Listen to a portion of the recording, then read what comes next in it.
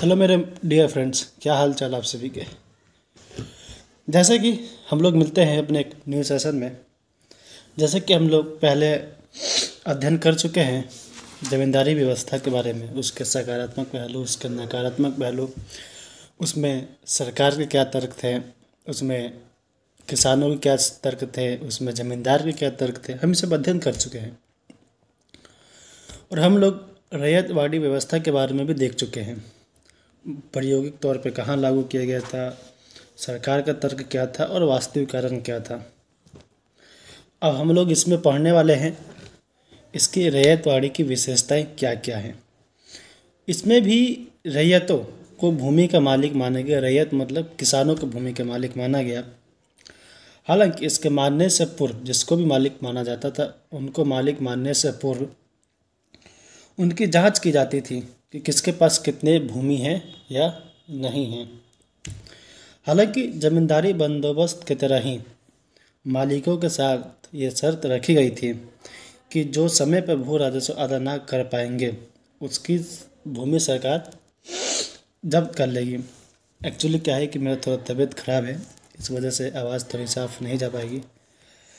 सर्दी जुकाम बुखार तो होता रहता है, मौसम चेंजेस चल रहा है और भू राजस्व निर्धारण के कारण इसे एक बेहतर पद्धति के रूप में अपनाई गई ताकि कुल उपज, जो भी उपज होता था, उन उपज होने के पश्चात जो खर्च बचते थे, खर्च करने के पश्चात जो बच जाता था उसमें से सरकार 50% से अधिक नहीं लेगी। सेव में से 50% से ज़्यादा सरकार नहीं लेगी।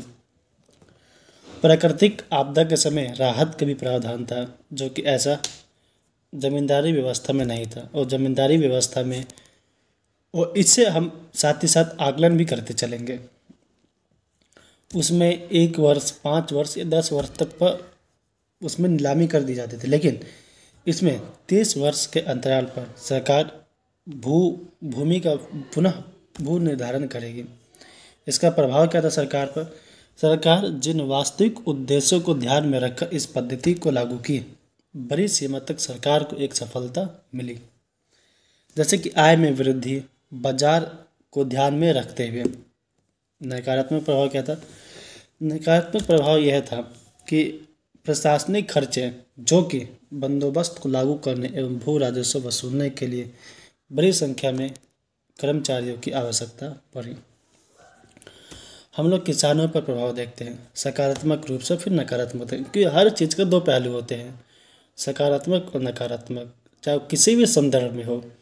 सकारात्मक के साथ साथ नकारात्मक भी पहलू पे अध्ययन किया जाना चाहिए, बाद में उस पर निष्कर्ष आना चाहिए कि क्या इसमें से संशोधन किया जा सकता है, इसमें से क्या हम अपना सकते हैं, इसमें से क्या ऐसी पद्धति अपनाएं ताकि सभी लोगों को फायदेमंद रहे।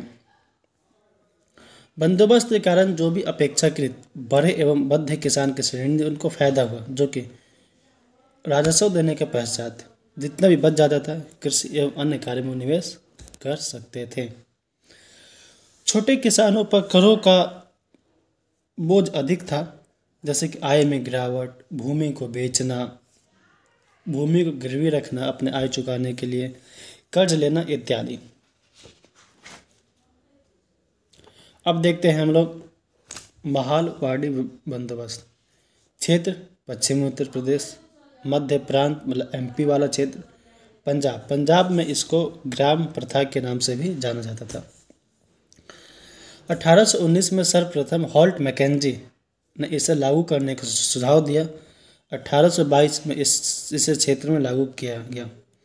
1833 में मार्टिन बर्ड ने उत्तर भारत में से व्यवस्थित तरीके से लागू भी किया। मार्टिन बर्ड को प्रवर्तक भी माना जाता है। विशेषताएं: रैयतवाड़ी बंदोबस्त की तरह महालवाड़ी बंदोबस्त भी रैयतों को भूमि माना गया, लेकिन भू राजस्व वसूली का समस्त ग्राम समूहों को दे दिया गया।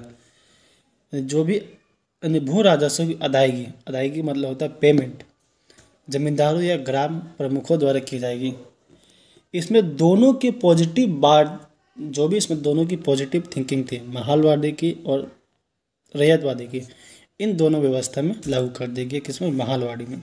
महालवाड़ी की व्यवस्था लागू किया गया। उसमें से अगर हम पॉजिटिव पक्ष को उठा लें तो इसका कारण हमें मिल जाएगा। जैसे आय में वृद्धि, क्योंकि रैयतों में प्रशासनिक खर्च ज़्यादा हो रहे थे। औद्योगिक क्रांति के कारण भारत को बाजार एवं कच्चे माल के स्रोत के रूप में स्थापित करने की योजनाएं बनाई गई थी।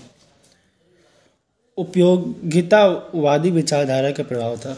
अब हम देखते हैं कृषि का वाणिज्यिकरण। ये वाणिज्यिकरण क्या था, क्यों इसका आर्थिक प्रभाव में हम लोग किस पे, बहुत उद्योग, जैसे किसान पर क्या प्रभाव हुआ, व्यापार पर, उद्योग पर, शहर पर, परिवहन पर, रोजगार पर, गरीबी इत्यादि क्षेत्र में पहलू पर चर्चा होती है। जो भी हम प्रभाव देखेंगे इन क्षेत्र में मुख्यतः चर्चा की जाएगी। कृषि का वाणिज्यिकरण क्या था, तो पहला यह था, देखते हैं हम लोग एक नए अंदाज में। बाजार या मुनाफे को ध्यान में रखकर कृषि के संदर्भ में इस शब्द का प्रयोग किया गया। इसे पूंजीवादी कृषि भी कहते हैं। मुनाफे के लिए राष्ट्रीय या अंतर्राष्ट्रीय बाजारों को ध्यान में रखना, उन्नत तकनीकों का प्रयोग करना जैसे तत्व इसमें शामिल थे। क्यों, क्या देख ले, क्यों देखते हैं, क्योंकि भू राजस्व में किसानों का अत्यधिक बोझ, ब्रिटिश आवश्यकताओं को ध्यान में रखकर, जैसे चाय, कॉफ़ी, नील, अफीम इत्यादि। ब्रिटिश औद्योगिक क्रांति के कारण भारत से कपास, रेशम, नील इत्यादि कच्चे मालों को निर्यातन की प्रोत्साहन करना। भारत में रेलवे का विकास 1869 में, सुएज नहर की शुरुआत इत्यादि के कारण वाणिज्यिकरण की प्रक्रिया को गति मिली। इसका आर्थिक प्रभाव क्या था, आर्थिक प्रभाव हम लोग विभिन्न पहलू में देख चुके, तो हम लोग इसमें अध्ययन करते हैं इसका आर्थिक प्रभाव क्या था। कृषि के क्षेत्र में कुछ अपवादों को छोड़कर नकारात्मक प्रभाव ही दिखा। कृषि उत्पादन में वृद्धि के लिए कोई भी नया तरीका नहीं अपनाया गया, न ही उन्नत बीज, न उन्नत उर्वरक, न मशीनों का प्रयोग, बल्कि वाणिज्यिकरण की पूरी प्रक्रिया किसान के श्रम एवं शोषण पर आधारित थी। उत्पादन में वृद्धि के लिए कोई भी आधुनिक तकनीकें या अनुसंधान को बढ़ावा नहीं दिया गया। वास्तव में राष्ट्रीय और अंतर्राष्ट्रीय बाजारों तक भारतीय उत्पादकों को पहुंचने का लाभ अधिकांशतः मामलों में प्राथमिक उत्पादकों को नहीं मिला, बल्कि ब्रिटिश व्यापारियों को मिला। वाणिज्यिकरण से छोटे किसान को अधिक मुनाफा हुआ, हालांकि अपेक्षाकृत बड़े एवं मध्यम श्रेणी के किसानों के लिए लाभदायक रहा। वाणिज्यिकरण की प्रक्रिया जो थी, राष्ट्रीय बाजार का निर्माण हुआ, जिसके अंतर्गत अंतर्राष्ट्रीय बाजारों में भारतीय उत्पादकों की पहुंच बनी रही। धीरे धीरे परिवहन, उन्नत संसाधनों के विकास पर ध्यान दिया गया, क्योंकि कच्चे मालों को कम समय तक बंदरगाहों तक पहुंचाना था। वाणिज्यिकरण के कारण मालों का निर्यात भारतीय उद्योगों का नुकसान हुआ। व्यापारिक की प्रकृति भी प्रभावित हुई, कच्चे मालों का निर्यात भी बढ़ा। वाणिज्यिकरण की प्रक्रिया स्वाभाविक प्रक्रिया न होकर एक थोपी हुई प्रक्रिया थी। इसका मुख्य उद्देश्य था भारतीय अर्थव्यवस्था पर औपनिवेशीकरण अर्थात ब्रिटेन को अधिकतम लाभ पहुंचाना। ब्रिटिश काल में कृषि के पिछड़नेपन के कारण क्या थे, देखते हम लोग विभिन्न पहलू पर चर्चा करेंगे। सरकार के द्वारा अत्यधिक मात्रा में भू राजस्व वसूलना और निवेश की उपेक्षा करना। जमींदारों व महाजनों को कृषि में निवेश नहीं करना। किसानों के पास इतना अधिशेष मतलब होता है सरप्लस, यानी प्रोडक्शन जो भी हुआ और उसके कंजप्शन उपभोग करने के कारण इतना शेष नहीं बच पाता था कि वो और अन्य जगह उसको निवेश कर सके, और इसलिए साहस भी नहीं कर पाते थे कि उत्पादन की स्थिति में उनको मुनाफा नहीं मिल पाएगा। भूमि पर जनसंख्या का बढ़ता दबाव तथा भूमि के छोटे छोटे टुकड़ों में बंट जाना, कृषि के क्षेत्र में आधुनिक तकनीकों का उपयोग ना करना, किसानों पर कर्ज का बोझ होना, 20वीं सदी के प्रथम दशक यानी 1900 से 1940 के आसपास कृषि उत्पादनों में 14% की गिरावट दर्ज की गई थी। ये एक बहुत बड़ा नकारात्मक पहलू था भारतीय कृषियों के लिए। हम लोग उद्योगों के पतन के कारण देखते हैं ब्रिटिश काल में 18वीं सदी में उद्योग पतन के कारण और आर्थिक प्रभाव। 18वीं सदी में उद्योग 1760 से लेकर 1800 सदी में ब्रिटेन में वस्तु के उत्पादन में मशीनों का प्रयोग किया जाने लगा। 18वीं सदी में उद्योग क्या होगा, एक शहरी उद्योग होंगे और एक ग्रामीण उद्योग होंगे। शहरी उद्योग में विलासितापूर्ण संबंधी सामग्री होगी, कपड़ा उद्योग रेशम का हो, कपास का हो, हथियारों के उद्योग भी थे, आभूषण से संबंधित मांग, हाथी दांत, मोती, कागज का निर्माण भी शहर में ही किया जाता था। तटवर्ती शहरों में नौ परिवहन भी था। चमड़े लकड़ी का प्रभाव कम करना, जो कि ये सबसे ज़्यादा खरीदार शहर में ही हुआ करते थे। निशासक, व्यापारी, शहरी जनता। उद्योगों का उत्पादन हाथ से होता था। ग्रामीण भारत में कपड़े, लकड़ी, चमड़ों, बर्तन पर काम होता था, मुख्यतः स्थानीय उपभोग के लिए।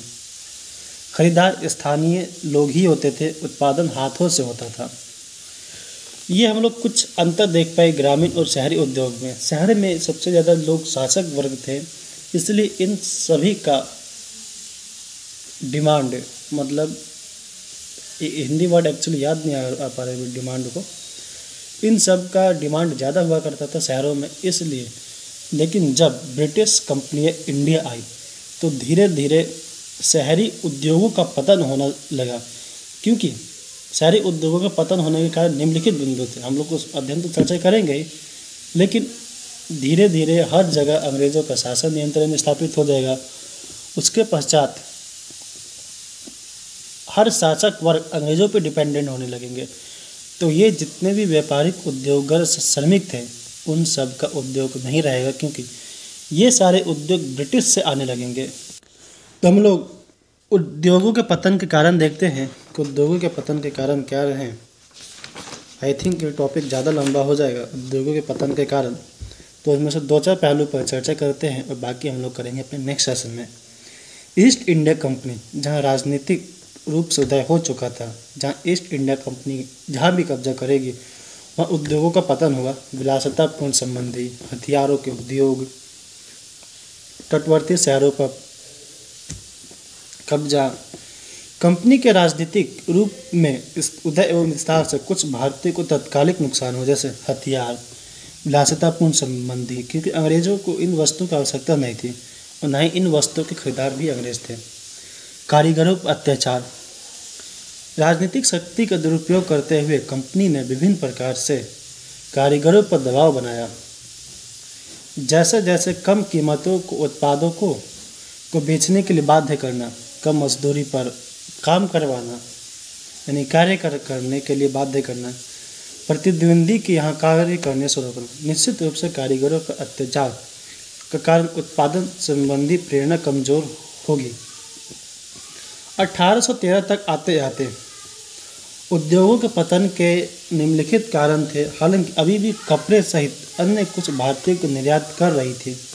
इन उद्योगों का महत्व बना हुआ था। ब्रिटिश औद्योगिक क्रांति के कारण भारत संबंधी नीतियों में परिवर्तन हुआ। कच्चे माल के स्रोत के रूप में स्थापित करने की योजना बनाई। इससे भारत को अत्यधिक नुकसान हुआ। 1813 से 60 के बीच भारतीय उद्योगों को सर्वाधिक नुकसान हुआ। उद्योगों के पतन के कारण के निम्नलिखित बिंदुओं पर चर्चा हम लोग नेक्स्ट सेशन में करेंगे। आज के लिए इतना काफ़ी है और मिलते हैं हम लोग एक नए सेशन में। और अपने पेरेंट्स का, अपने माँ बाप, भाई बहन, सगे संबंधी को ख्याल रखिए, खूब पढ़िए, नाम करिए।